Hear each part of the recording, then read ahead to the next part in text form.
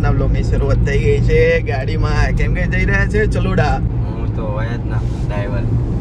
પપ્પા, મમ્મી, પૂજાબેન ને ધ્રુવીલ આવી ગયા છે ચલોડા.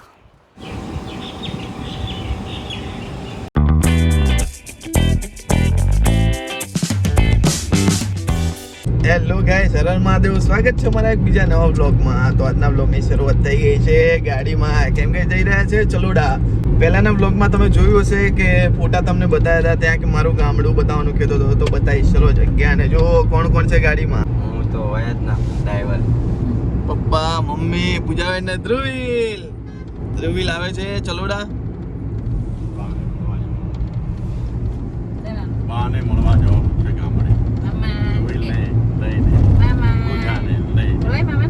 ધુલુ. આપણો તો ચલો જઈએ.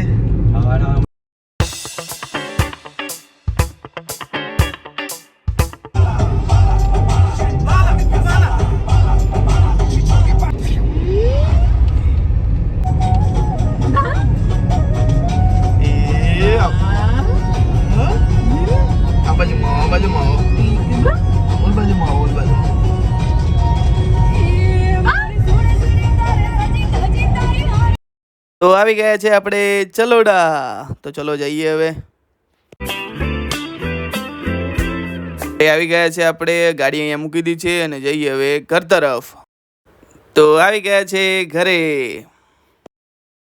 તો મળી લો તમે રોકીને. રોકી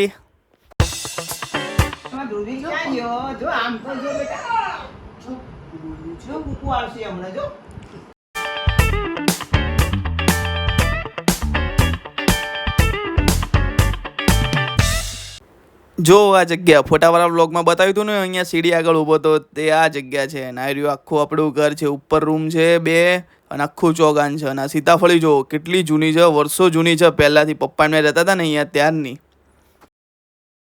જો આ રીતના ઘર છે. નીચે 2 રૂમ છે, 3 નીચે 2-3 રૂમ છે, ઉપર 2 રૂમ છે આખું. અને બહાર મોટું ચોગાન છે. બેસી ગયા બધા ટાઈમ પાસ કરવા માટે. ટાઈમ પાસ ખાલી કરીએ છીએ, સાચું નથી રમતા.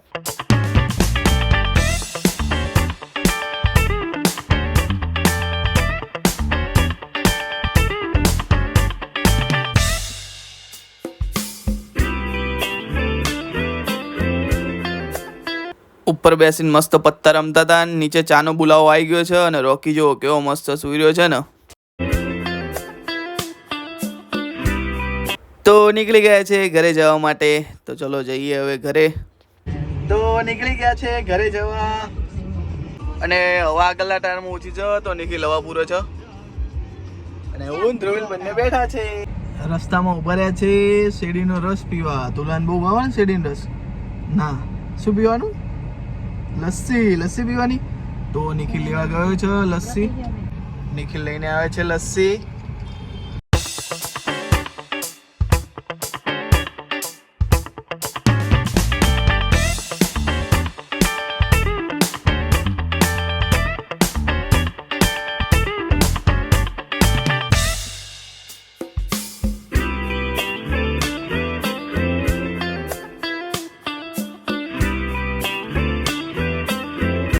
તો ગાઈસ આવી ગયા છે ઘરે. પૂજાબેન એમનો મોબાઈલ ગાડીમાં જ ભૂલી ગયા છે. તો એમને એવું કહીએ કે મોબાઈલ ચલોડા રહી ગયો, ગાડીમાં તો છે જ નહીં. તો ચલો કહું. ના, તમારો ફોન નહીં, મમ્મીનો જ મળ્યો. ચલોડા ભૂલી ગયા લાગો તમે.